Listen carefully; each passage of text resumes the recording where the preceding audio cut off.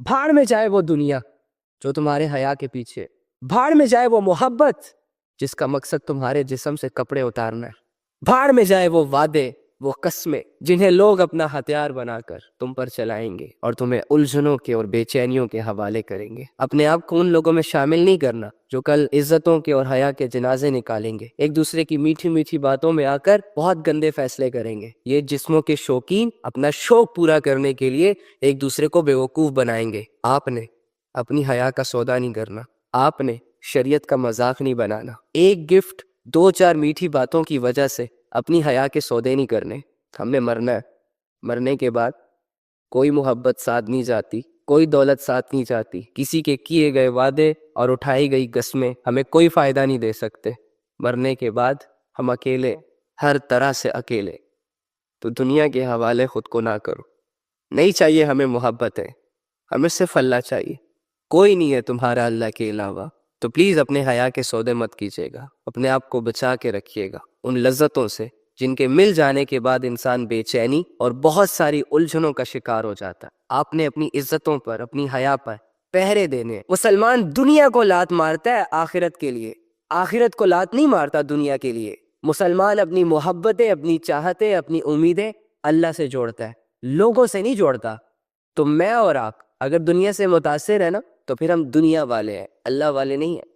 ہماری اصلیت، ہماری حقیقت یہی ہے کہ ہم نے اس دنیا سے دل لگایا ہوا ہے جس دنیا کو اللہ رب العزت نے صاف صاف لفظوں میں کہا ہے وَمَا الْحَيَاةُ الدُّنْيَا إِلَّا مَتَاعُ الْغُرُورِ، یہ دنیا دھوکے کے سوا کچھ بھی نہیں ہے۔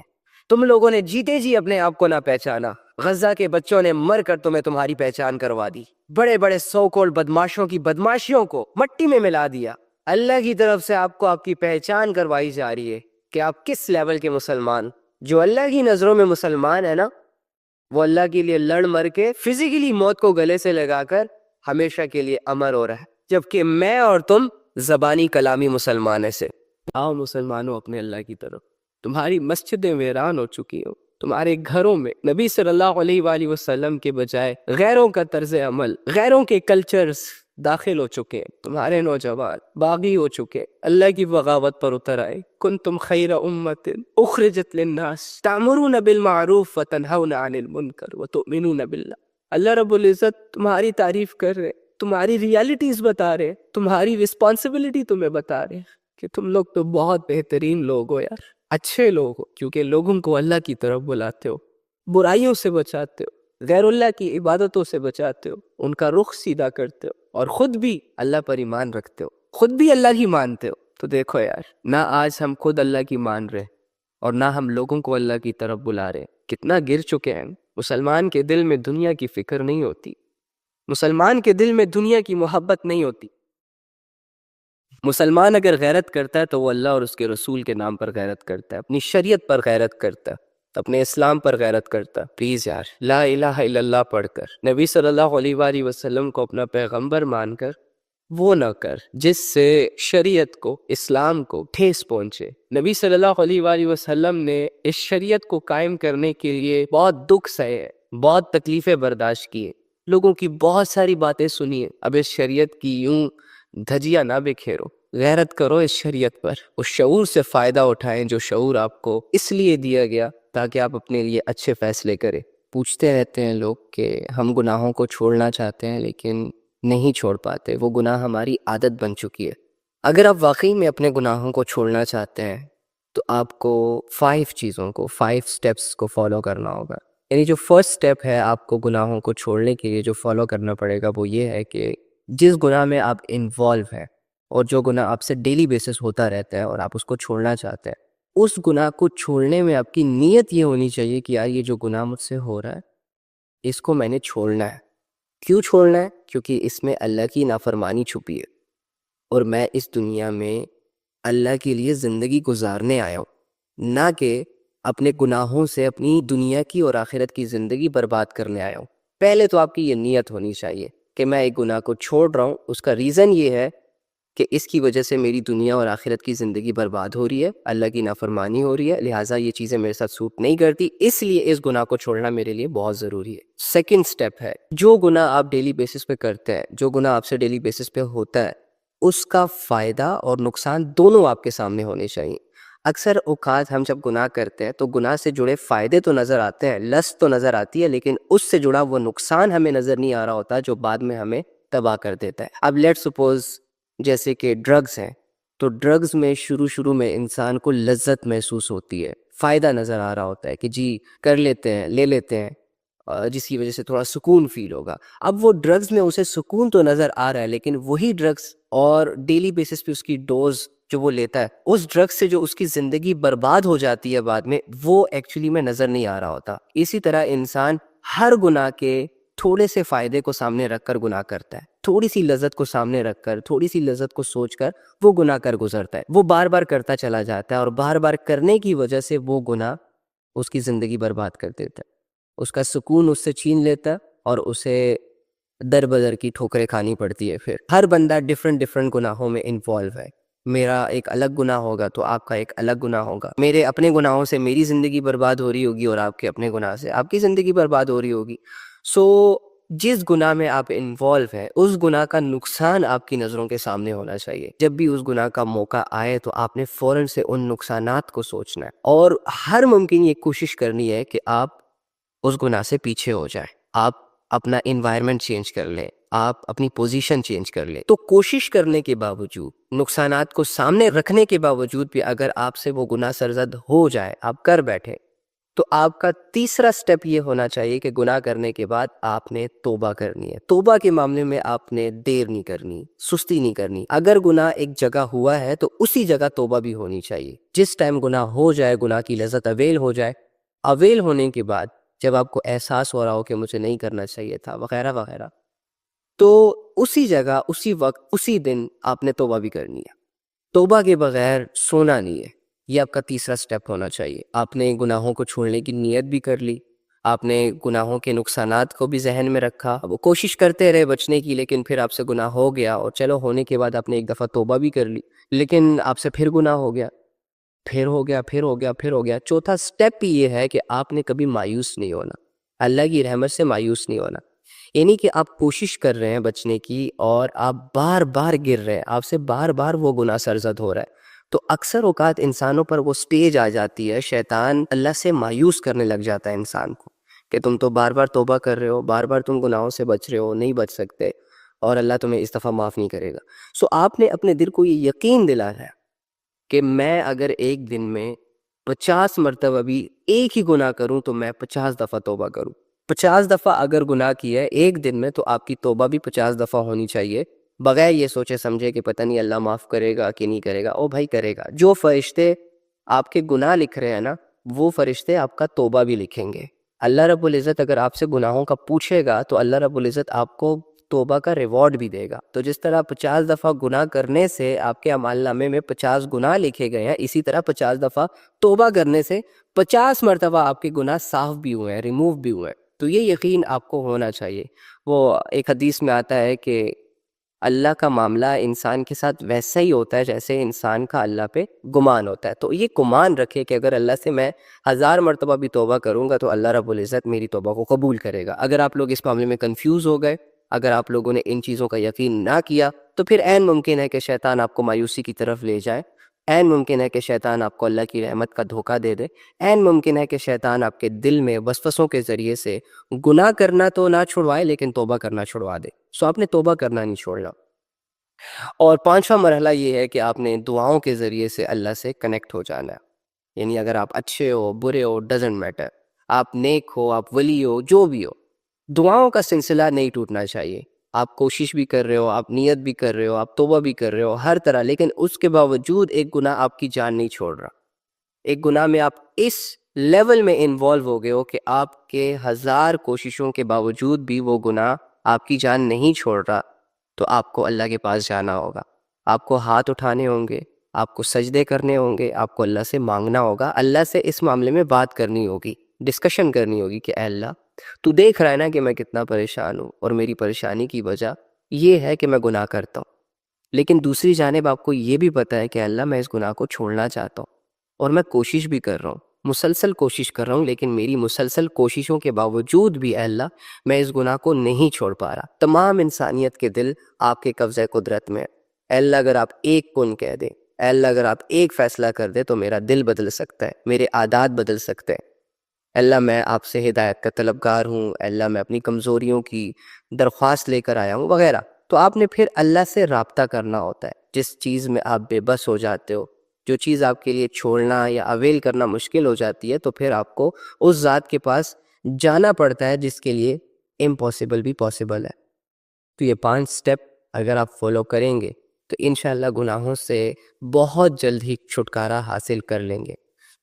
اور جب تک آپ گناہوں سے نہیں نکلیں گے تب تک آپ نیکیاں نہیں کر پائیں گے، یا بہت سارے ایسے گناہ ہوتے ہیں جو آپ کی نیکیوں کو ضائع کر دیتے ہیں، تو آپ نیکیوں کا سامان اپنے اعمال نامے میں جمع نہیں کر پائیں گے۔ لہٰذا گناہوں کو چھوڑنا، نافرمانیوں کو اور بغاوتوں سے نکلنا ہمارے لیے بہت ضروری ہے۔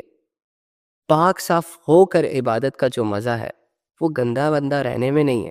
شیطانی راستہ بہت اٹریکٹیو ہے، گناہ ہے، لسٹ ہے، دولت، شہرت، بے حیائی، ناچ گانا، نشے تماشے، ہر وہ چیز ہے اس راستے پر جس سے آپ کا نفس امارہ بن سکتا ہے، یعنی اللہ کا باغی بن سکتا ہے۔ ایسا نفس کہ جسے گناہ نہیں لگتا، اللہ کی نافرمانی نہیں لگتی۔ بھائی لوگ اسے کہتے ہیں کہ یہ اللہ کی نافرمانی ہے، یہ اللہ نے منع کیا ہے، وہ کہتا ہے اٹس اوکے یار، دنیا کر رہی ہے تم بھی کرو، کچھ نہیں ہوتا۔ دنیا جن گناہوں کے قریب جانے سے بھی کانپتی ہے نا، یہ انسان اس کو بہت ہی دھڑلے سے کر رہا ہوتا ہے، اسے کوئی فرق نہیں پڑتا اللہ سے، آخرت سے، عذاب سے، یہ ایک عجیب نشے میں ہوتا ہے۔ جبکہ دوسری جانب اللہ کا راستہ جو کہ بہت مشکل ہے، محنت کرنی پڑتی ہے، گناہ چھوڑنے پڑتے ہیں، دنیا سے لڑنا پڑتا ہے، خود سے لڑنا پڑتا ہے۔ سادہ زندگی گزارو گے لوگ انگلیاں اٹھائیں گے، اللہ کی بات کرو گے لوگ پاگل کہیں گے، مجنون کہیں گے، یعنی کہ جیسے قدم قدم پر ڈی موٹیویشن۔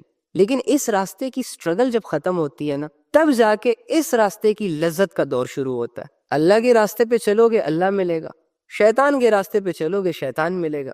اللہ تک پہنچ گئے تو جنت تک پہنچ جاؤ گے، شیطان سے ہاتھ ملایا تو جہاں شیطان جائے گا وہاں میں اور آپ بھی جائیں گے۔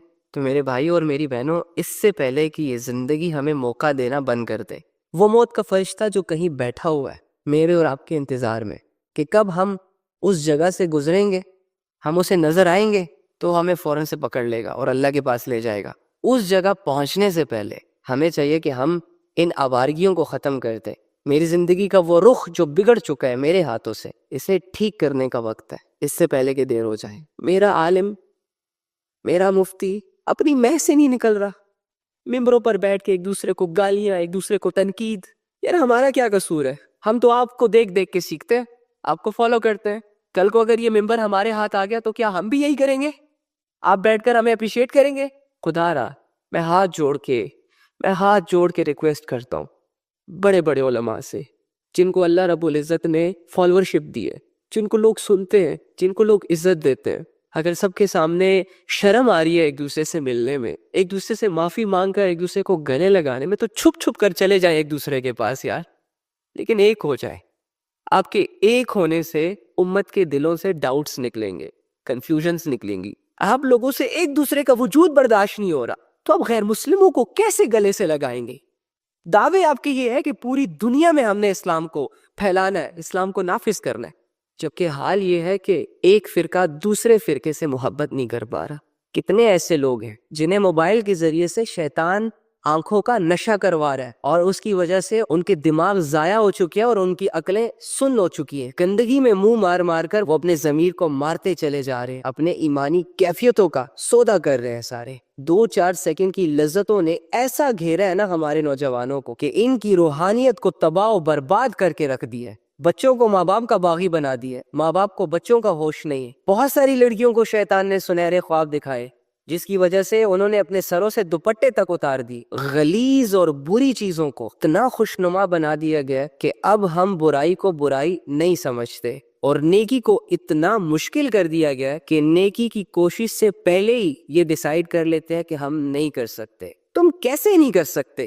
وہ کام جس میں اللہ رب العزت کی مدد تک نہیں ہے تمہارے ساتھ، بڑے سے بڑا گناہ تم بغیر کسی سے مشورہ کیے، بغیر کسی کی مدد لیے کر گزرتے ہو، اور وہ نیکی جس میں اللہ رب العزت کی مدد انسان کے ساتھ ہوتی ہے، جس میں لوگوں سے چھپنا تک نہیں پڑتا، انفیکٹ لوگ اپریشیٹ کرتے ہیں ان اعمال کے بارے میں اور آپ کہیں کہ یہ مشکل ہے، سینس ہی نہیں بنتی۔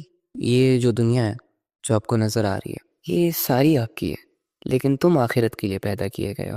یہاں آپ کی کامیابیاں آپ کو خوش کریں گی، مزہ آئے گا آپ کو یہاں کی دولت کماتے ہوئے، جتنے بڑے لوگوں کے ساتھ آپ کی یاریاں، دوستیاں، رشتہ داریاں بنیں گی، ایک پراؤڈ، ایک گھمنڈ سا فیل ہونے لگے گا آپ کو، آپ خود کو پہلے سے زیادہ مضبوط محسوس کرو گے۔ یہاں کی دولت جب ہاتھ آئے گی تو آپ کی خواہشیں بڑھ جائیں گی۔ پہلے جہاں آپ 2 روٹی پہ گزارا کرتے تھے تو اب آپ کی یہ خواہش ہوگی کہ وی آئی پی سا کھانا کھانا چاہیے، وہ بھی وی آئی پی سی جگہ میں جا کے۔ یہاں اس دنیا میں اگر آپ کو ایک اچھی شکل ملی ہے، ایک اچھا باڈی شیپ ملا ہوا ہے، تو لوگوں کی نظریں آپ پر سٹک ہوں گی کچھ دیر کے لیے۔ یہ دنیا کی ایک فیک ریالٹی ہے جو اثر انداز ہوتی ہے دلوں پر، دماغوں پر۔ اچھا، اس فیک سٹف کا ایک بہت گہرا نقصان بھی ہوتا ہے، اور وہ یہ ہوتا ہے کہ آپ اصل ریالٹی جو ہوتی ہے، یعنی آپ یہ مقصد بھول جاتے ہو کہ آپ اس دنیا کے لیے نہیں بنے، اور جب آپ یہ بھول جاتے ہو نا کہ آپ نے مرنا ہے، یہ ساری چیزیں چھوڑنی ہے، کسی دوسری دنیا میں شفٹ ہونا ہے، اور ایک غیر مسلموں والا عقیدہ جب ڈیولپ ہو جاتا ہے آپ کے دلوں میں، تو آپ اس دنیا سے محبت کر جاتے ہو، اور ساری برائیوں کی جڑ، ساری گمراہیوں کی جڑ، سارے گناہوں کی جڑ دنیا کی محبت ہے۔ جو بندہ دنیا کی محبتوں میں جتنا انوالو ہوگا، وہ بندہ آخرت کے شوق سے، آخرت کی ریالٹی سے اتنا ہی دور ہوگا جب تک کہ یہ زندہ ہے، کیونکہ مرنے کے بعد وہ دنیا کے جو اس دنیا کی محبت میں بھلائی جا رہی ہے، انسان کو سمجھ ہی نہیں آتی، اور اس کی زندگی ختم ہو جاتی ہے، اور یہ ظاہری آنکھیں بند ہو جاتی ہیں۔ پھر وقت آتا ہے ریئل آنکھ کھلنے کا، جس سے آخرت نظر آئے گی، جس سے وہ دنیا نظر آئے گی جس دنیا کے بارے میں قرآن نے کھول کھول کر ہمیں بتایا۔ نبی صلی اللہ علیہ وآلہ وسلم نے بار بار ہمیں یہ ریئلائز کروایا کہ دیکھ امتی، یہ دنیا بڑی لذیذ ہے، اس کی محبتیں اٹریکٹ کریں گی، اس کی دولتیں بہلائیں گی، پھسلائیں گی، اس کی گمراہیاں تمہیں لے جائیں گی اپنے اندر، لیکن ان ساری چیزوں کو اصل نہ سمجھنا، لذتوں کے حوالے نہ ہو جانا، خواہشوں کو بے لگام نہ کر دینا۔ اب یہ ساری باتیں ہمیں بچانے کے لیے، اس آخرت کی دنیا میں کامیاب کرنے کے لیے اتری ہے، ہم تک پہنچی ہے۔ لیکن اگر میں دنیا کی محبت میں انوالو ہوں تو میرا آخرت کی زندگی سے کوئی لینا دینا باقی نہیں رہے گا۔ اگر میں لوگوں کی باتوں میں آتا ہوں کہ جن باتوں میں آنے کے بعد میں گناہوں کی طرف جاتا ہوں، لذتیں اویل کرتا ہوں، تو پھر مجھے رسول اللہ صلی اللہ علیہ وآلہ وسلم کی باتیں بورنگ سی لگیں گی۔ اے نوجوانوں، جس دور میں دین کو تمہاری جوانی کی ضرورت ہو، اس دور میں جب تم اپنی جوانی کو گناہوں میں اور لڑکوں کے پیچھے یا لڑکیوں کے پیچھے جب ضائع کر رہے ہوتے ہو، کیا احساس نہیں ہوتا؟ کیا مرنے کا خیال نہیں آتا؟ اے نوجوانوں، میں آپ لوگوں سے ایک سوال کرتا ہوں، اور وہ یہ کہ کیا آج دنیا آپ لوگوں کے لیے اتنی زیادہ ضروری ہو گئی ہے کہ اس کو حاصل کرنے کی خاطر آپ لوگ اللہ کے تعلق کو پیچھے چھوڑ رہے ہو؟ آپ لوگ نبی صلی اللہ علیہ وآلہ وسلم کی دعاؤں کو پیچھے چھوڑ رہے ہو؟ آپ لوگ صحابہ کی قربانیوں کی لاج رکھنے کے بجائے ان کو بھلا رہے ہو؟ اے نوجوان، میں تیری غیرت پہ یہ سوال اٹھاتا ہوں کہ جب تیری بہن یا تیری بیٹی یا تیری بیوی یا تیرے گھر اور خاندان کا کوئی ممبر، چاہے وہ لڑکا ہے یا لڑکی ہے، جب اللہ کی حدودوں کو کراس کرتے ہیں، تو کیا تیرے دل کو دھچکا لگتا ہے؟ کیا اللہ کے دین پر تجھے غیرت آتی ہے؟ اے کلمہ پڑھنے والے، میں یہ سوال کرتا ہوں تجھ سے، کیا تیرے دل کے اندر جیسے خود کو کامیاب کرنے کے جذبے، اور تو اس کے لیے دن رات سوچتا بھی ہے، محنت بھی کرتا ہے، اکثر اوقات پریشان بھی ہوتا ہے، کیا دل کا کوئی سنگل سا کنیکشن اللہ کے دین سے جڑا ہے؟ کیا تو یہ چاہتا ہے کہ اللہ کی وہ شریعت جس میں تمام انسانیت کی بھلائی ہے، سکون ہے، کامیابی ہے، کہ اس شریعت کو اتنا عروج ملے کہ ساری امت اس شریعت کے نیچے آ جائے؟ میری جان، یقین کر، دنیا تجھے غلط پٹیاں پڑھا رہی ہے۔ میرا نوجوان تباہ ہو رہا ہے، میرا وہ نوجوان کہ جس جوان سے نبی صلی اللہ علیہ وآلہ وسلم کی یہ حسرت تھی، یہ امید تھی کہ وہ آئے گا اس دنیا میں، اسلام کو سیکھے گا، اس پر عمل کرے گا، دنیا کو سمجھائے گا اللہ۔ اس امت سے بہت گہری ایکسپیکٹیشنز ہے ہمارے صحابہ کی، ہمارے نبی صلی اللہ علیہ وآلہ وسلم کی۔ آج ہم نے انہیں پیچھے چھوڑ دیا، آج ہم نے اپنے دشمنوں سے ہاتھ ملا کر ان کے کلچرز کو پروموٹ کرنا سٹارٹ کر دیا ہے۔ اپنی زندگی بدلے، نفس اور شیطان نے بہت کھیل لیا آپ کے ساتھ، اپنے اللہ پہ بھروسہ کرے۔ جب آپ نے نفس اور شیطان پر بھروسہ کیا، انہوں نے تب تمہیں دھوکے دیے، لذت دی، لذت کے بدلے ذلیل بھی کر دیا. اب اللہ پر بھروسہ کر کے دیکھیں. اللہ پر بھروسہ کرنے کے بعد اگر آپ کے دل مطمئن نہ ہوئے، اگر آپ کی زندگی بدلی نہ، آپ کے غم ہلکے نہ ہوئے، تو پھر کہیے گا تھوڑی سی محنت تو سٹارٹ کریں اللہ کے لیے. اللہ کی رسی کو مضبوطی سے پکڑ لیں. دنیا جیسی بھی ہے، دنیا کے لوگ آپ کو جو بھی کہیں، اس رسی کو نہیں چھوڑنا. پھر دیکھیں کچھ ہی وقت گزرنے کے بعد، یا پھر کچھ آزمائشیں اور کچھ تکلیفیں اور کچھ مصیبتوں کے بعد، آپ کی آنکھوں کے سامنے جو معجزے آئیں گے، آپ دیکھ کے حیران ہو جائیں گے. جو انسان اللہ سے جڑے گا اسی کا دل مطمئن رہے گا. تو آئیں گے نا اللہ کی طرف. دیکھو تم بہت دیر کر رہے ہو، روزانہ آج کل پرسوں ترسوں کی گیمیں کھیل رہے ہو. آج ابھی پکا فیصلہ کرو. کیسی چل رہی ہے زندگی تیری؟ خوش ہے؟ اطمینان میں ہے؟ پرسکون ہے؟ چل جھوٹے. یہ سارے ڈرامے نا ان کے سامنے کرنا جو تجھے جانتے نہیں ہیں. میں بہت اچھے طریقے سے جانتا ہوں تمہیں. رسول اللہ صلی اللہ علیہ وآلہ وسلم جانے سے پہلے نا اس امت کا کنیکشن قرآن سے جوڑ کر گئے تھے، اپنی سنتوں سے جوڑ کر گئے تھے. اور پھر دنیا نے دیکھا کہ رسول اللہ صلی اللہ علیہ وآلہ وسلم کی تعلیمات پر عمل کرنے والوں نے دنیا کو اپنا غلام بنایا.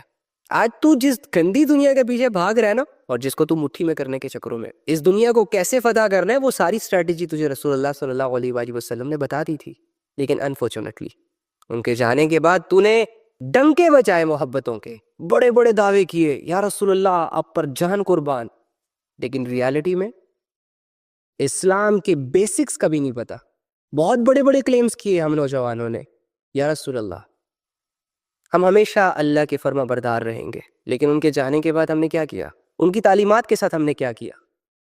آج ایک نوجوان شرم محسوس کر رہا ہے رسول اللہ صلی اللہ علیہ وآلہ وسلم کی مبارک زندگی کو اپناتے ہوئے. اگر رسول اللہ صلی اللہ علیہ وآلہ وسلم کی بتائی ہوئی زندگی ہم نے اختیار کرنا شروع کر دی تو یہ لبرل لوگ تو ہمیں کہیں گے کہ یار یہ بہت اولڈ مائنڈیڈ لوگ ہیں. او بھائی نہیں ہوتے ہم جیسے لوگ اولڈ مائنڈیڈ. حرام چھوڑ دیا تو زندگی کا مزہ کیسے آئے گا؟ او بھائی تو جتنی بھی کوششیں کر لے، جن مزوں کے چکروں میں تو ہے نا وہ یہاں ہے ہی نہیں. یہاں ہر مزہ 5-10 سیکنڈ سے زیادہ لاسٹ ہی نہیں کرتا. لذت کی جو ڈیوریشن ہے وہ بہت لیمیٹڈ ہے. اور تو ٹھہرا جذباتی بندہ، تو کہاں تھوڑے پہ خوش ہو سکتا ہے؟ اسی لیے تو بار بار لذت لینی پڑتی ہے ہمیں، بار بار ایک گناہ ہمیں کرنا پڑتا ہے تاکہ وہ لذت وہ ڈوپامن ہمیں ملتی رہے. اسی لیے ہم جیسے نوجوان نہ جانے ایک گناہ کو کتنی دفعہ رپیٹ کر چکے ہیں، اور اس گناہ کی لذت سے ہمارے دل نہیں بھر رہے. میری جان جتنا مرضی تم گناہوں والی زندگی اختیار کر لو، میں تمہیں لکھ کے دیتا ہوں وہ سکون جو تم گناہ کر کے حاصل کرنا چاہتے ہو نا، نہیں ملے گا. حرام ایکٹیویٹیز میں تمہارے نام کو 4 چاند بھی لگ گئے نا، تم تب بھی اندر سے کھوکھلے رہو گے، تنہا رہو گے، اکیلے رہو گے. اگر تیرے 2-4 افیئرس چل رہے ہیں نا، تیرے یہ افیئرس 50 ٹائم ملٹیپل بھی ہو گئے نا، تب بھی تو سیٹسفائیڈ نہیں ہو سکے گا. یہ لذات کی دنیا، یہ لسٹ اور ڈیزائر کی دنیا کچھ ایسی ہے کہ بندے کو لگتا ہے کہ یہ کروں گا تو مطمئن ہو جاؤں گا، لیکن بندہ ساری زندگی کھو دیتا ہے، ساری زندگی ضائع کر دیتا ہے، لیکن مطمئن کبھی نہیں ہوتا.